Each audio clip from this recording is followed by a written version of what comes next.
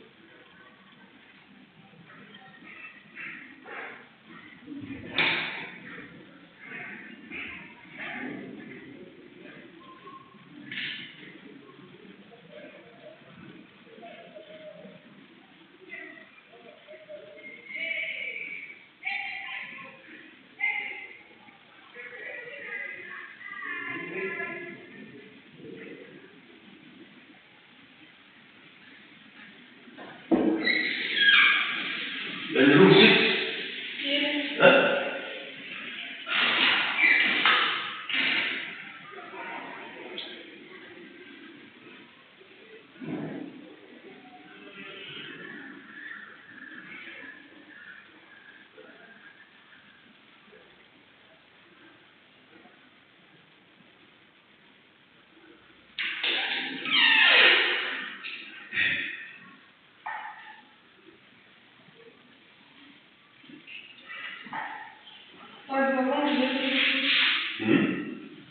Naona inarusha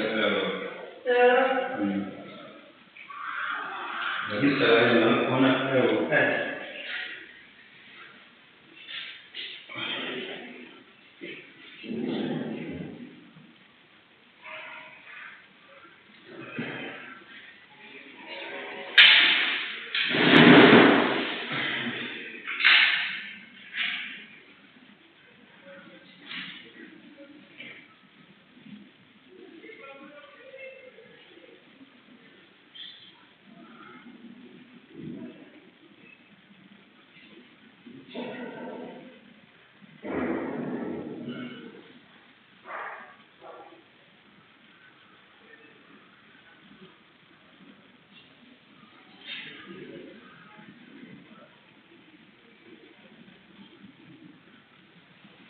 life road and don't care to.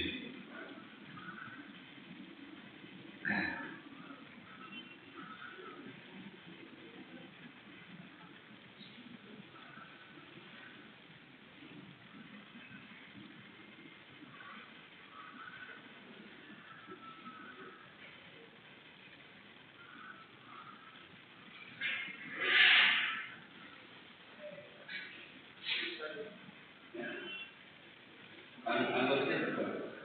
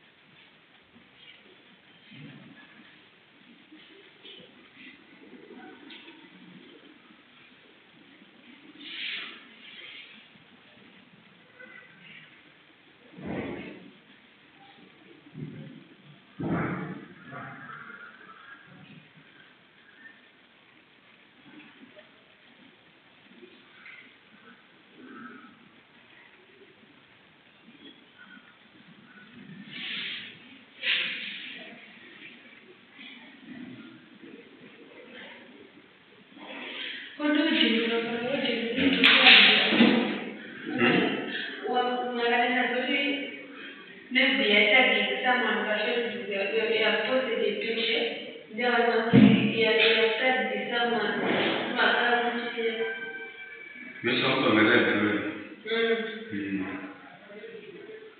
Non vorrei un maggiore. Tu vediamo il giorno già bene. Come se lo vedi?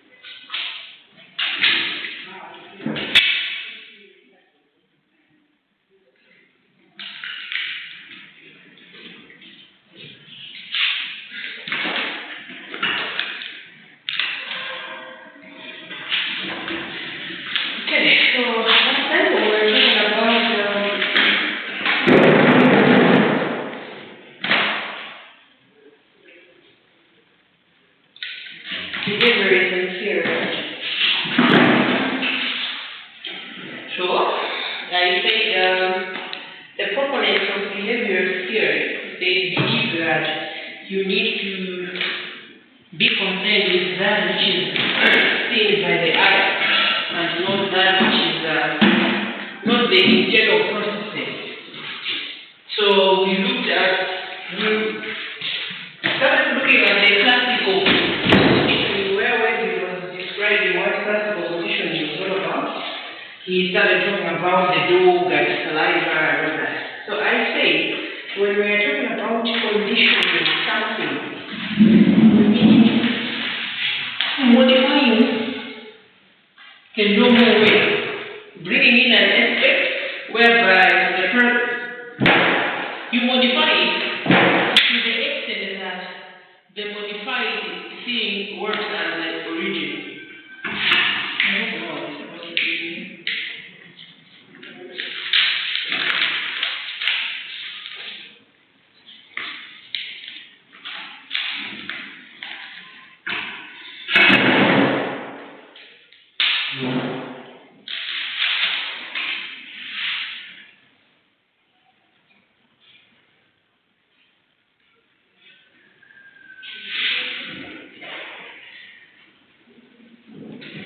But then I also say that behaviors, they face criticisms because people say that, how can you say that you are only concerned with the behavior and not the internal processes? Because the origin of the behavior is the internal processes, but the behaviors say that you start with the behavior and then you start thinking or you get emotion with the behavior that you're already showing outside. One of these aspects of the behavior learning theory, like I said, is classical conditioning, and I say this was developed by a Russian psychologist known as Ivan Pavlov. This is the kind of learning that occurs through association between an environmental stimulus and a naturally occurring stimulus. I think this is where we stopped. Yeah. Conditioning is learning process that occurs through association between environmental stimulus and a naturally occurring stimulus. So when we are talking about a naturally occurring stimulus and an environmental stimulus, these are two different types of stimulus or stimuli. When we are talking about a natural occurring stimulus, we are talking about the kind of stimulus. Okay, suppose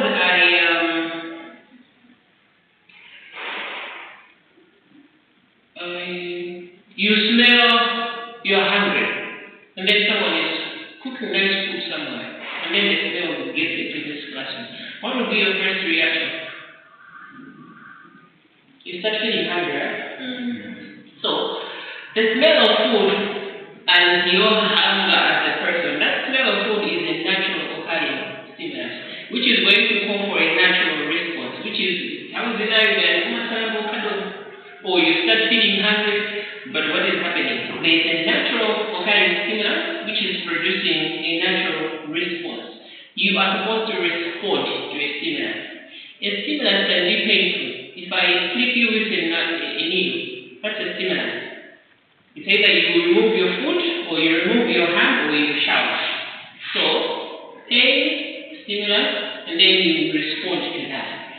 But when we are talking about an environmental stimulus, we are talking about a stimulus that has been conditioned.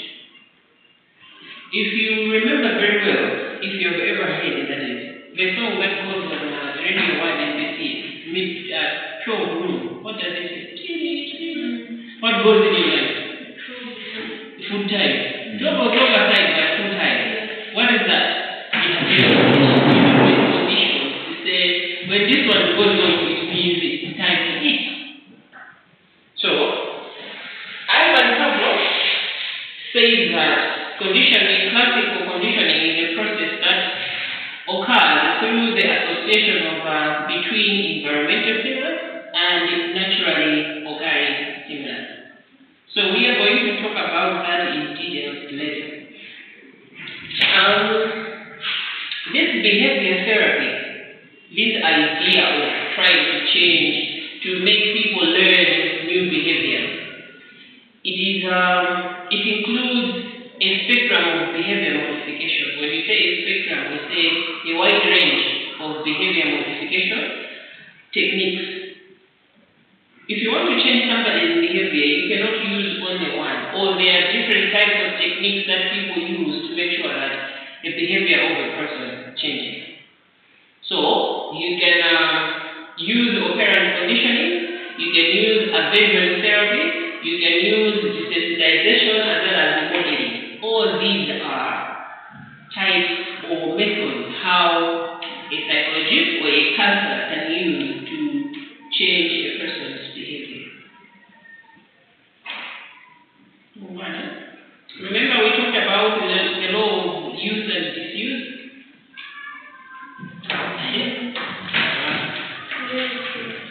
Okay, so we are still talking about ways how people learn.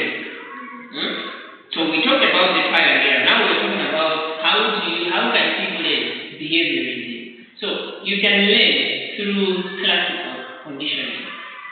And during this time where someone wants to learn or modify or learn or drop other behaviors, there is a therapy that a person is supposed to go through. And during this therapy, there is assessment, there is evaluation, and treatment that takes place.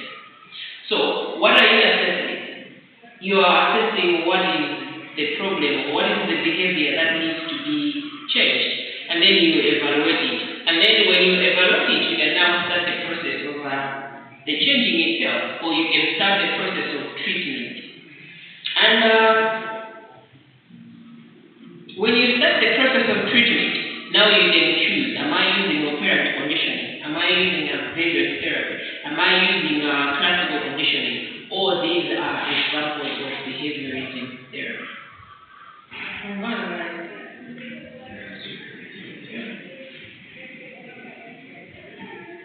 So, these behavior therapies, when they are trying to change a person's behavior, what they do is they deliberately use or they deliberately apply principles of learning to their therapeutic operations.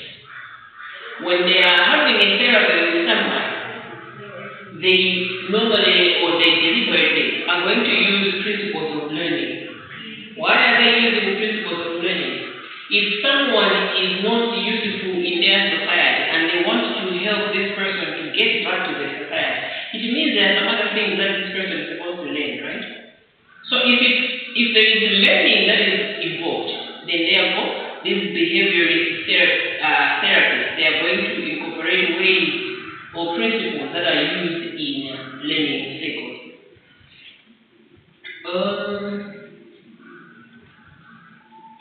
This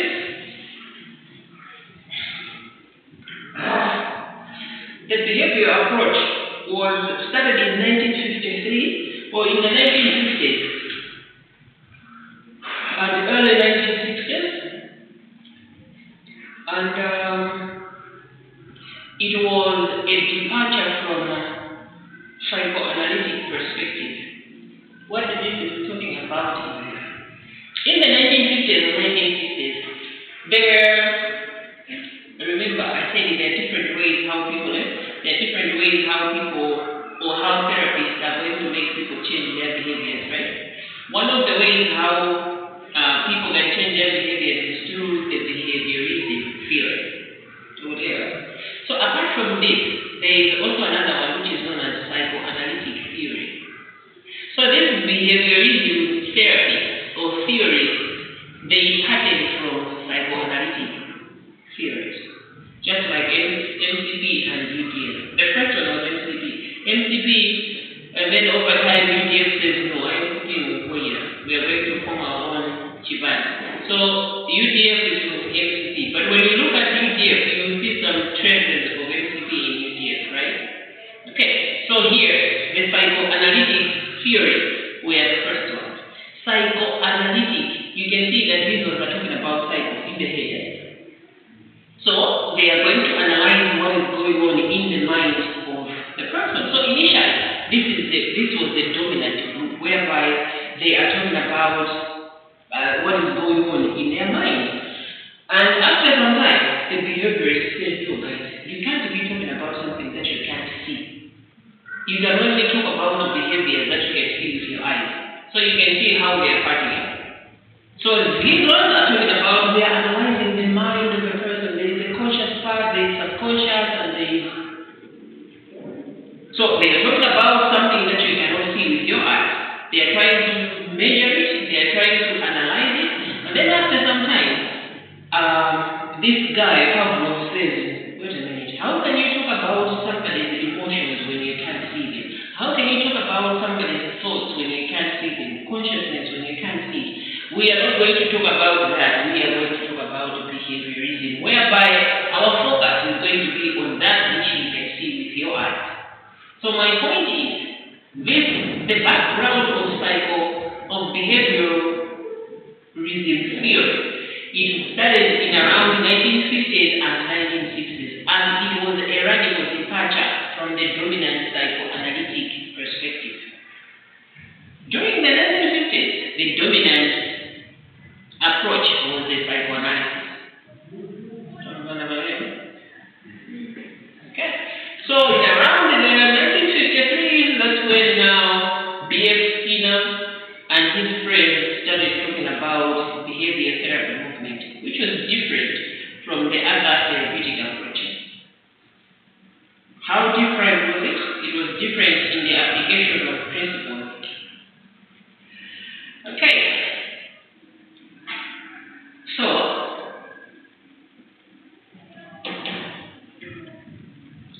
I'm not sure if you guys are following.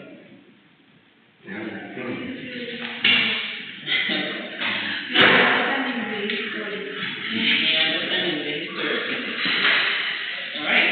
So from the 1960s to the 1953, this Pavlov and his friends, they coined it. And then there was B.F. Skinner, who was also part of the psychologists that were propagating the behaviorism. And this movement went on to use different therapeutic approaches. But until today, we can say somehow it is difficult to reach a consensus to define the behavior therapy, because the field has grown big, and it has also become more complex, and it has got a lot of different views. So for today, for us to define or definition of behavior therapy, it is not very clear because a lot has happened. But the approach faced a lot of difficulties. So here is the psychoanalysis approach, and then a baby born out of it. It faced a lot of criticism, UDF and MCP, but still UDF survived, ruled the government for 2 terms, right? Yeah, so this also happened to these guys. When they departed from the psychoanalysis, they faced a lot of criticism and resistance, People were not believing in what they said, but however, after carrying out a few experiments, these guys were able to survive. And in 1960, another one known as Albert Bandura. Albert Bandura is very common in the education sector. This one developed a social learning theory which combines classical and operant conditioning with observational learning. So Albert Bandura developed what he called social learning theory. What did he do? He combined classical and operant conditioning.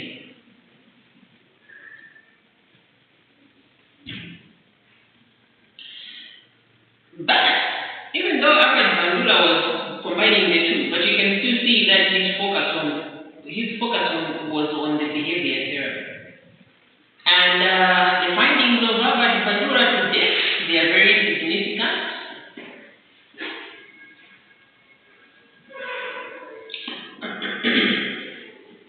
In around 1970, the behavior therapy also emerged as a major force. It emerged as a major force in psychology in around 1970s, and it has got a very big impact in education, or on education, psychology, as well as psychiatry and psychotherapy. But again, it has also an impact in sociology. What is happening? As the ideas were growing and the force was also growing, it started to make impact in different branches of psychology. So, increased attention was given to the role of emotion in the therapeutic change, as well as the role of biological factors in psychological disorders. So we are saying, what is the role of emotion in therapeutic change? What is the role of biological factors in psychological disorders? If someone goes mad today, is it because the madness runs in the family? Is it genes? Or is it some external factors? So these guys were looking at that. What are the contributing factors to the psychological disorders? What role does emotion, or do emotions play in therapeutic change? If you want someone to change, what role does emotions play? I know you want to contribute on, if I'm going to get mad today, is it because someone in my family has also, and it has been passed on? Yeah, absolutely.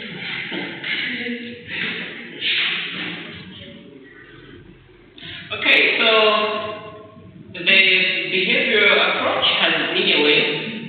There was a first wave, there was a second wave, and then there was a third wave in around 2000, in the early 2000s.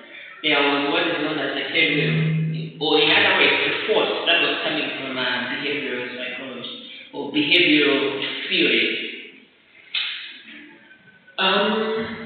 The current or newest development in as far as behaviorism is concerned is they are looking at stress reduction. It's looking at behavior therapy, but also looking at acceptance and commitment therapy. So even today, we've been hearing people talking about stress reduction courses or stress reduction counseling sessions, mindfulness-based stress reduction.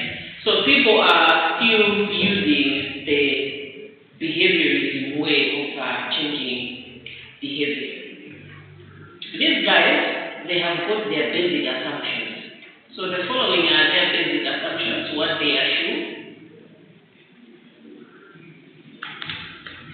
Assumptions of behaviorism. The first assumption is internal cognitive processes.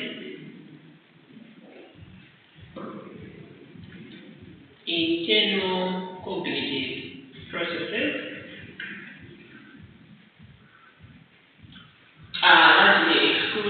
from scientific study.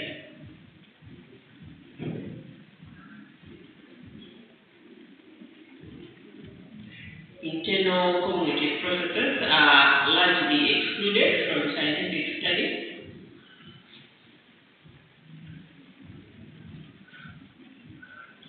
Another basic assumption is that learning involves a behavior change. Learning involves a behavior change.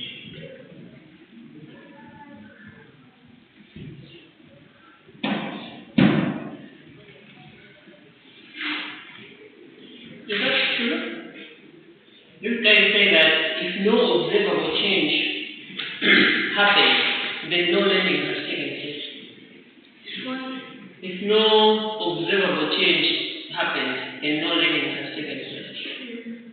No. Oh. I should explain. No. So, learning involves a behavior change. That's another assumption. If someone has learned, then there should be some change in their behavior, the way of doing things. I think it's true. If learning is not changing you in any way, or you're not showing it out, then learning hasn't taken place. The other assumption is that organisms are born as blank slates.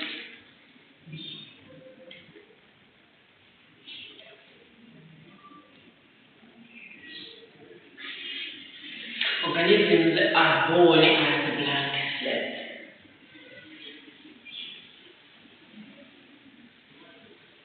Alright. So when a baby is born, they are blank, they've got nothing. How they are going to grow up or what they are going to become is going to be determined by the environment. It's not an assumption, but we can say something about it. A baby is born, how this baby is going to turn out to be in life, the environment is going to determine it. Because no one has got a predisposition. Is it true? True? If I am going to have twins today, they are born. Upon birth, I separate them. One is in Zambia, the other one is here. Are we not going to find similar things in this place? Apart from the looks, but the way they do their things, are we not going to find them similar?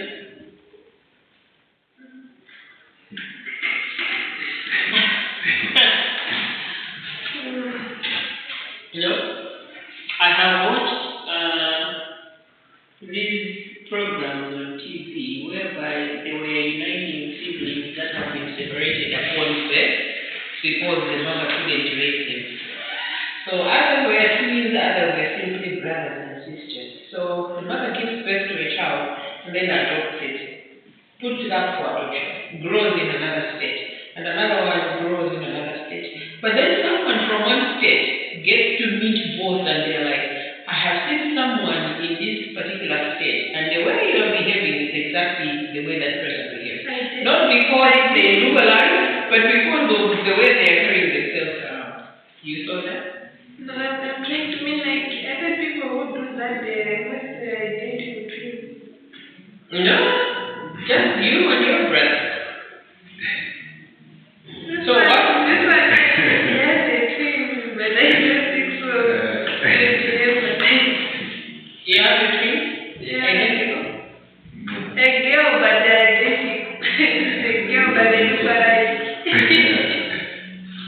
You are not identical, We're not identical. but you are different. In a lot of ways. Yes.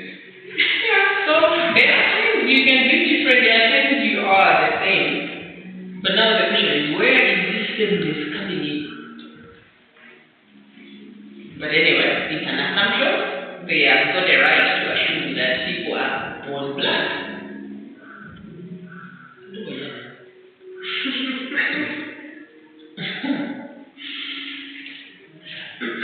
Okay, another assumption. Learning is largely the result of environmental events. Learning is largely the result of environmental events.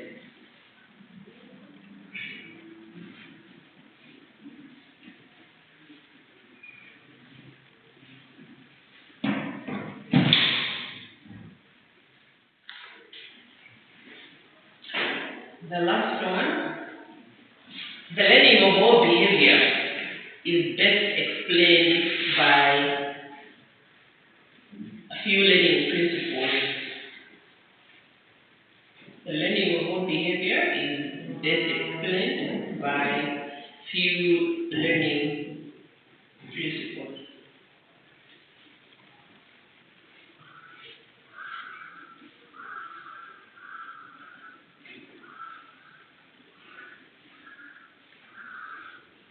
Okay, so when we are talking about this behavior therapy, their basic idea or the main idea about behavior therapy is that they want to explain behavior through observation. They also want to believe that the environment is what causes us to behave differently or suffer illness. So they have got their own beliefs, they have got their own core concepts or basic concepts that they believe in. One, behavior can be explained through observation, but at the same time, they also believe that the environment is what causes us to behave differently or suffer illness, which to some extent is true, but I can also argue to say it is not true. But at the same time, apart from that, these guys, they also, another concept that they believe in is that they want to bring about a change in behavior. Behavior theory, the whole purpose is to bring about a change in behavior. So they use the view that changed feelings and thoughts will follow automatically as a change of behavior. You hear that? So they say they want to explain behavior through observation. One basic concept, and they also believe that it is the environment that makes Wezi to be Wezi and behave the way she is behaving. Whether she is going to be ill, it is the environment that is making Wezi to be ill. Whether she is going to behave differently, it is the environment that is making Wezi to be different. But again, another basic concept is that they want to bring about a change. How they are going to bring about a change, they will view that changed thoughts and feelings will follow automatically as a result of the changed behavior. So you behave first before you start thinking. This is what this guy is saying. I wonder what, if given a chance to comment, he would say. Don't we think first before we do? Or we do and then we think later? If we could be a community where we do and think later, it would be very distracting. I don't know. So these guys, they believe that you change the behavior first. When the behavior changes, and then thoughts and feelings will follow in the change. They don't work on the emotions and the thoughts to change the behavior. No, they will change the behavior. When the behavior has been changed, then thoughts and feelings will eventually follow the change. Another basic concept that these guys believe in is that a behavior, whether it is helpful or not, whether it is normal or abnormal, it is learned through classical or operant conditioning. So we have learned what classical conditioning is all about. We are yet to talk about. We have learned what operant conditioning is all about. We are yet to learn on the classical conditioning. So, useful behavior, non-useful behavior, abnormal, normal, helpful, non-helpful, all these can be learned in two ways. Through classical as well as operant conditioning. And they have got their own explanations. So, the first explanation is this dog theory, whereby a dog is put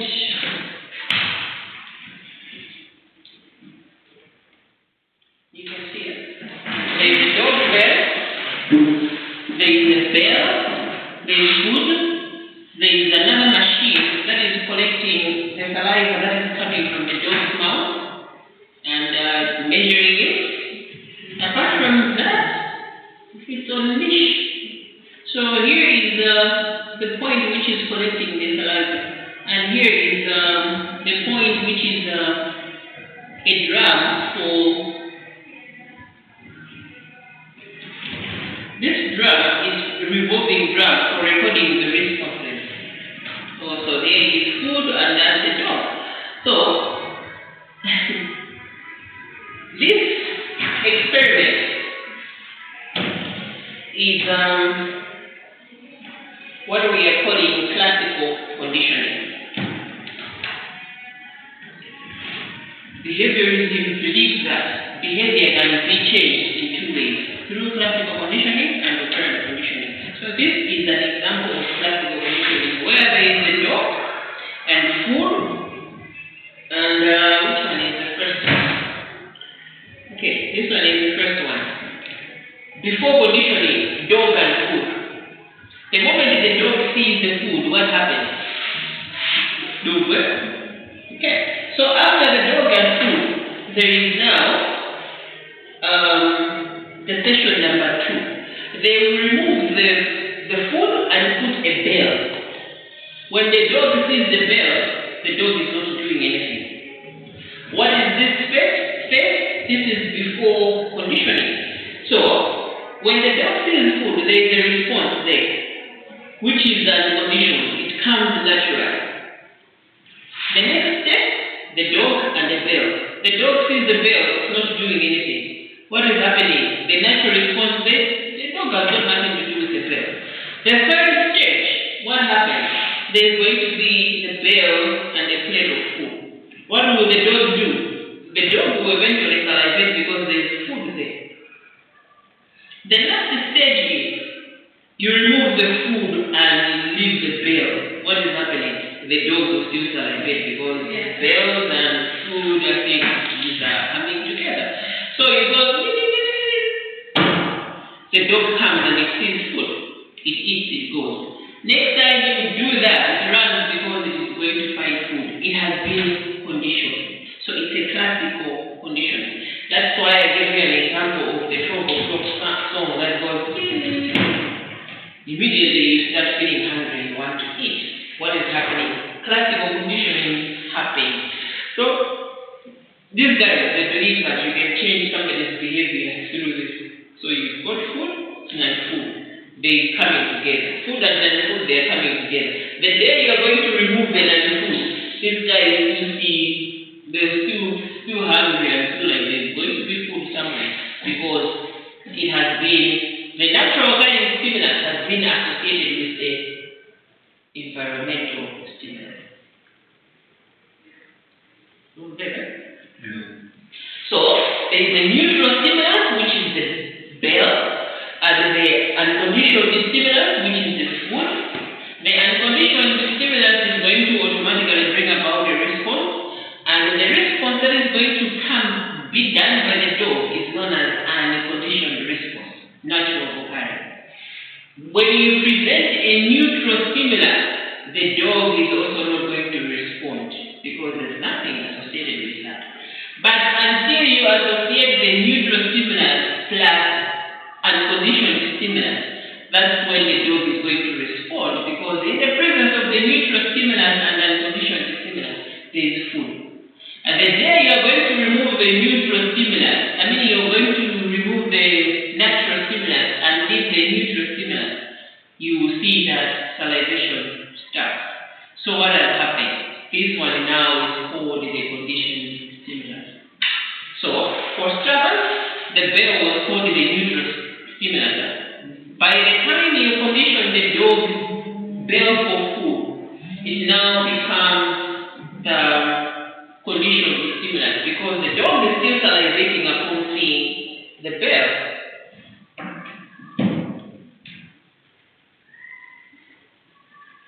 Alright, so any question on classical conditioning?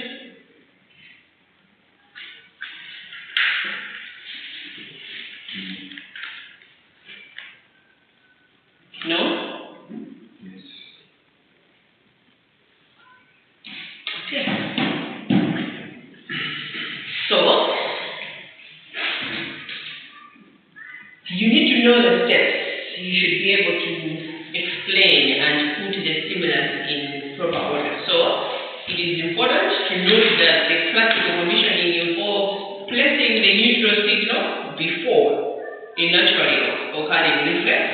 Then after that, you put the neutral reflex with the natural occurring one. Then the next one has to be just the neutral stimulus, which by then is now be called the conditioned stimulus.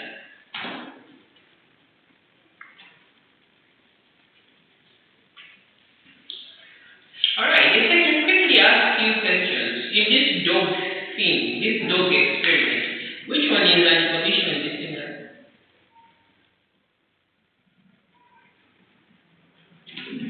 I just want to see if we have heard. Conditioning. Unconditioned stimulus, which one is it?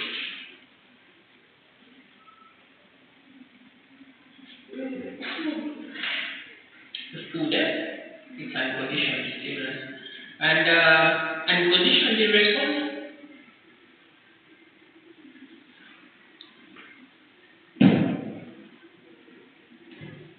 The unconditioned stimulus is food.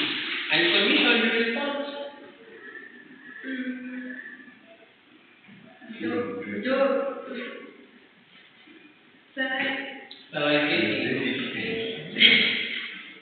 The conditioned stimulus is what?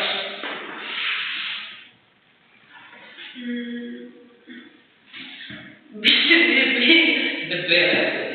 Yeah, the conditioned stimulus is that which was previously neutral. So after becoming associated with the unconditioned stimulus, then eventually it triggers the conditioned response. So the conditioned response this time around, it is the conditioned stimulus is the bell.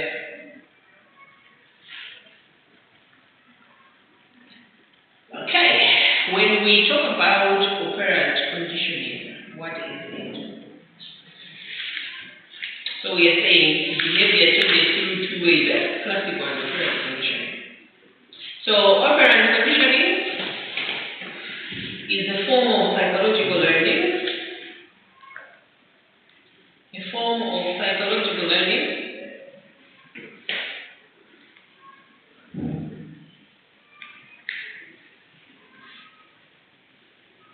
during which an individual modifies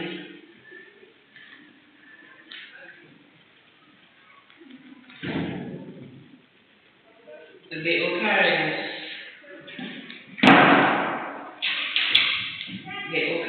and form of its own behavior. The occurrence and form of its own behavior.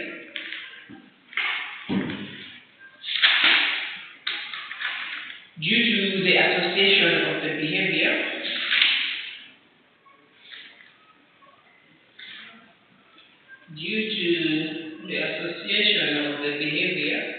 with a stimulus.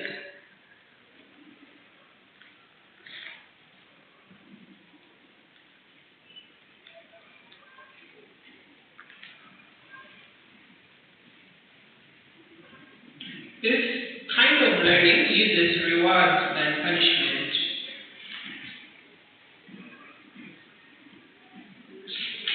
They use reward and punishment.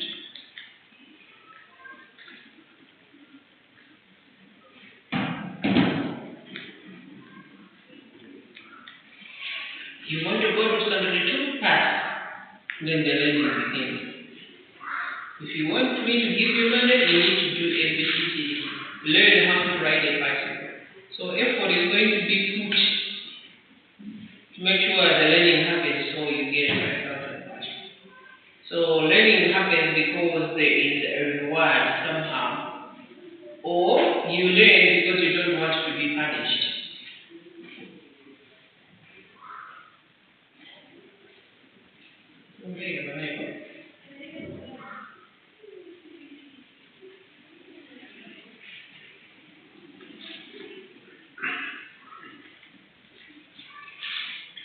So I say it is a form of psychological learning during which an individual modifies the occurrence and form of its own behavior due to the association of the behavior with a stimulus.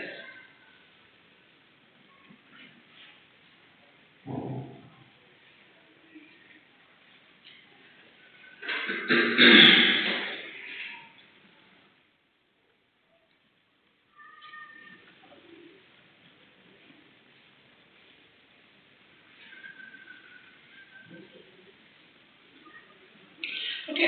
so the difference between operant conditioning and classical conditioning is that classical conditioning deals with the conditioning of reflexive behavior.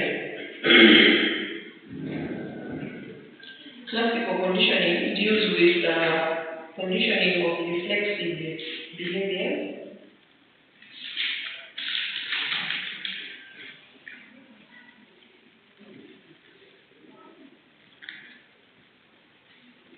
Classical conditioning deals with the conditioning of reflexive behavior, which are elicited by antecedent conditions.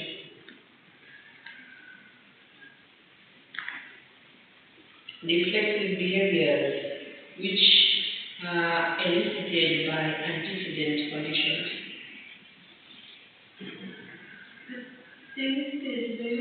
Antecedent. Whereas operant behavior operates on the environment.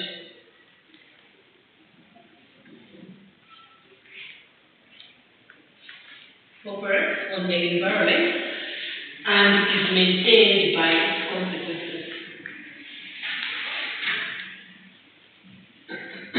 If I have lost you, let me know. Classical conditioning deals with the conditioning of reflexive behaviors, which are elicited by antecedent conditions.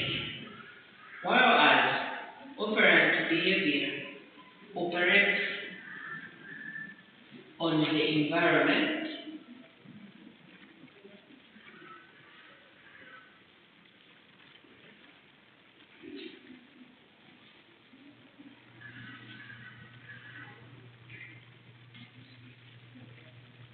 and is maintained by its consequences.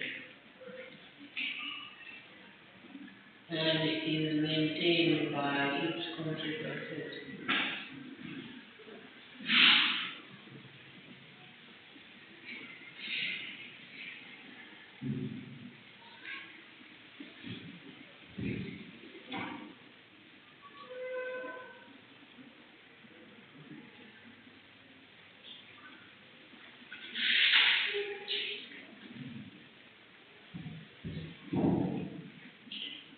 Okay, an operant behavior is or an operant response is a response that can be modified by its consequences.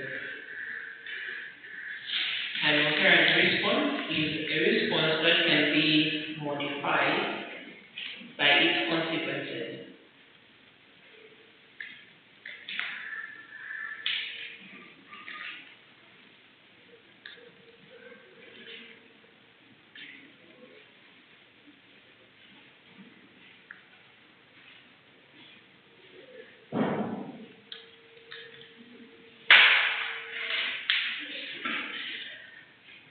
Okay, let us look at the therapeutic goals. When we are talking about these therapeutic goals, we are talking about what are the goals of behavioral therapy. When we say behaviors are supposed to be changed, what are the goals that they want to achieve?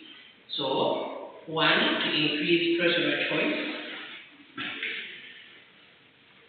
Therapeutic goals or therapeutic goals.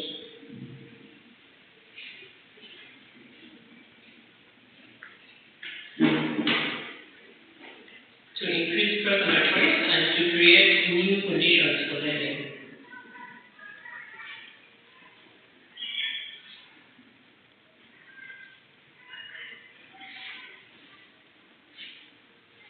To increase personal choice and to create new conditions for learning.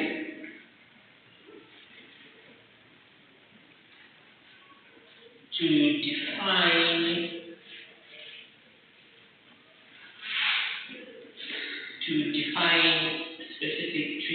imposed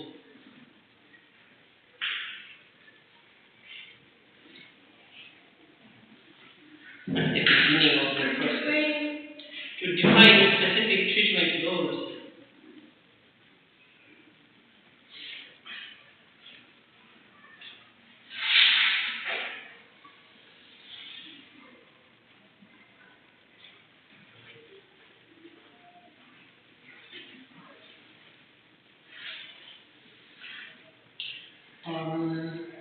The client decides about their treatment.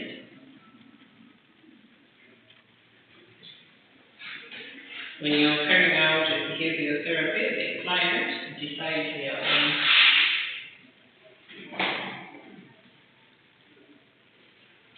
treatment. The therapist assists in formulating specific measurable goals. The therapist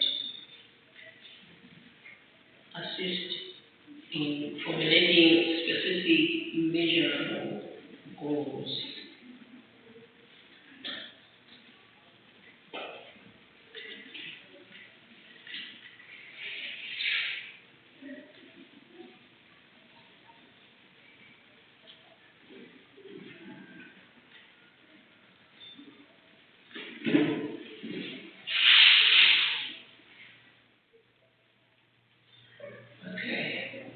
So during the session where there is a need or there is a therapy that needs somebody's behavior to change, the client is supposed to play specific roles. The therapist is also supposed to play specific roles. And then let's look at the functions of a therapist in this therapeutic process.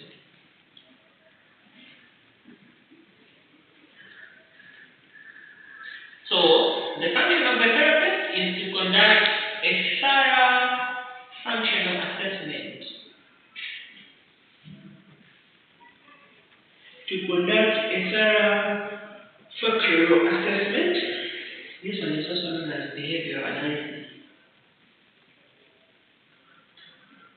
This assessment, the functional assessment, is to identify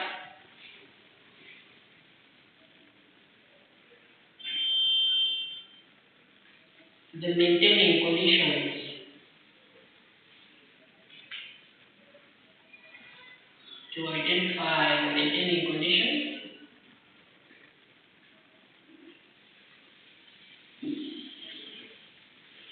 by gathering information.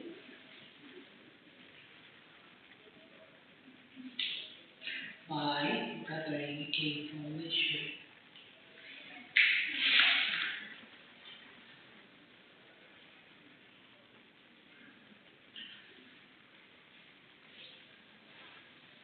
Okay, so